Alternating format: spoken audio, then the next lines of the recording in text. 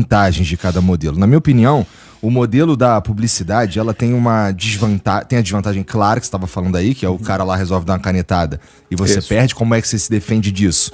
Você se defende disso achatando o teu discurso. O que eu quero dizer? Sim. Que você não pode... Você fica mais controlado. Você fica muito mais controlado. Você fica... Se a empresa lá do contratão, ela tá... querendo comunicar uma parada numa linha, sei lá, por exemplo, quando tava aquela mentalidade lá do woke, que tava forte, tu vai tendo que se enquadrar naquela parada ali, que senão tu não vai fechar o contrato. Isso daí é um dos... Acho que pra mim é o risco número 1 do modelo de ficar na publicidade. E a desvantagem de ter teu próprio produto, eu fico pensando que é a dor de cabeça de gerir um monte de produto. Não é? Mas pra você, quais são as principais desvantagens de cada modelo desse aí? Assim, como a minha natureza é empreendedora, então assim, eu primeiro empreendi, eu entrei na comunicação na internet em 2010. Quando eu entrei em 2010, eu já tinha uma empresa com 7 mil funcionários. Então eu já tinha um monte de dor de cabeça. Tá acostumado. O meu mundo é esse mundo da dor de cabeça. Então eu fui um cara que deu certo fora da internet, empreendi, e de repente a minha empresa estava indo tão bem, eu fui para os Estados Unidos, e a empresa foi tão bem, depois que eu saí do Brasil, fui para os Estados Unidos, que eu fiquei com tempo ocioso e eu ocupei o meu tempo ocioso com a internet. Então a internet ela entrou na minha vida depois que eu já tinha dado certo, como empresário. E aí, como eu criei esse hub de comunicação que se tornou muito forte, aí uma coisa começou a alimentar a outra. E aí eu comecei a entender que eu poderia contribuir com os negócios através da comunicação, esse alcance de audiência que eu tenho. E aí uma coisa começou a alimentar a outra, até que chegamos hoje num equilíbrio, ou seja, numa visão clara que hoje eu tenho do quanto a minha comunicação pode ajudar nos meus negócios. Mas, por exemplo, eu continuo tendo os meus produtos. Eu tenho várias empresas, vários produtos. Eu gosto de educação, porque educação é um produto que eu gosto de vender. Gosto de ter produtos assim que impactam positivamente na vida das pessoas. E aí, comunicação e educação caminham muito juntos. Verdade. Né? Tanto é que grandes grupos de comunicação abrem braços de educação. BBC de Londres, por exemplo. Tem investimentos imensos em educação. Que é produção de conteúdo, cara. Não é? Educação é produção de conteúdo. Um professor nada mais é do que um comunicador de um conteúdo dentro de uma sala de aula. Seja online ou seja presencial, educação é produção de conteúdo. E aí não importa se o conteúdo é para entretenimento, que é a tua área, ou se é para educação, mas ambos são produção de conteúdo. Então, muitas empresas de educação no mundo inteiro começaram a criar braços de educação. Isso, inclusive, por conta de diversificarem as suas fontes de receita. Você pegar a UOL Educação tem uma área de educação imensa. A Abril Educação, quando existia, foi a empresa que comprou a WhatsApp de mim em 2013. Eles estavam com um braço forte de educação e eles que compraram a WhatsApp.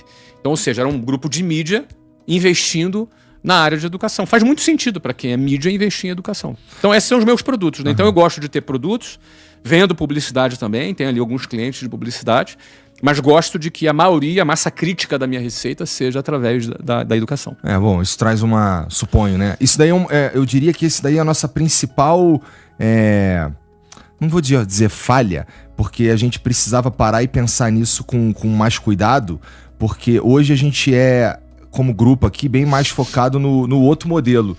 Da publicidade. E fica difícil quando você não tá a fim de deixar o teu discurso ser achatado, né? Entendi. Isso é o que mais te incomoda?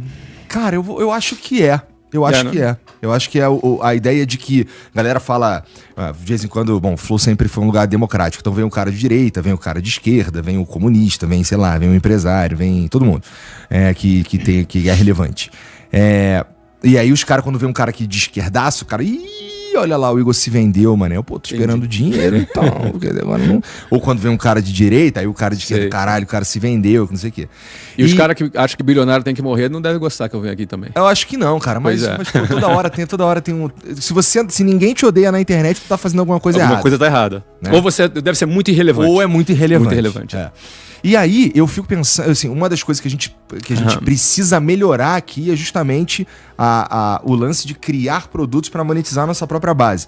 Que conversando e vendo a vida aí também ao longo do tempo com outros criadores e tal, eu descobri, cara, que também não é muito seguro quando toda a tua monetização vem da base. Claro que eu suponho que isso muda de criador para criador, mas imagina que o cara... Sim, entendo o que você está falando. Ou seja, a base não é suficiente para sustentar uma empresa. Não é realmente. Não pode ser. Não pode ser. Por isso que a empresa... Eu interrompi teu raciocínio? Não vai. Então a empresa, ela deve ter, na nossa produção de conteúdo, um canal, uma fonte de geração de leads. No final das contas, é um CAC mais barato. Não é? Ou seja, eu poderia comprar esse lead vindo de qualquer outro veículo, mas no nosso veículo, porque é de casa, é mais barato. Essa é a diferença. Então a empresa precisa ter vida própria. Ela precisa ter vida própria, independentemente do seu canal de aquisição de leads, da tua audiência. Até porque, por exemplo, eu vou dizer para você que eu devo gerar não mais do que 2 ou 3% dos clientes das minhas empresas. Entendi. Entendeu? Não mais do que isso. Até porque, se eu gerar mais do que isso, é um problema. É um problema para a empresa. A empresa depende do meu veículo de comunicação. Isso não é bom. E a ideia é justamente que a coisa funcione sem precisar da tua cara. Sem precisar da minha cara. Não tem problema eu ajudar. Tá aí o Steve Jobs, quando estava aí, ajudava a Apple. O Elon Musk ajuda as suas empresas. Às vezes atrapalha também, mas esse é o risco, né? Mas em tese ajuda. O Zuckerberg tá ali, é o cara que tá tocando o negócio dele. Então, não tem, essa coisa de o dono da empresa mete a cara, é negativo, isso acabou. O mercado já entendeu que isso não é negativo. Isso é um novo mundo. É o novo mercado, é o creator's economy, entendeu? Então, isso aí é irreversível. Então você ter CEOs, fundadores de empresas, que são protagonistas do negócio, que metem a cara, isso é positivo. Agora, a empresa não pode ser dependente dele. Ela não pode ser dependente dele. Mas pode ser uma ajuda. Ela pode ser uma força, ela pode ser uma ajuda. Então o ideal é que a empresa ela tenha vida própria, tenha o seu produto, tenha o seu target, tenha a sua equipe que trabalha, que vende, fora também da nossa bolha, né? Até porque você sabe que é uma bolha, né? A nossa audiência é uma bolha. Com certeza.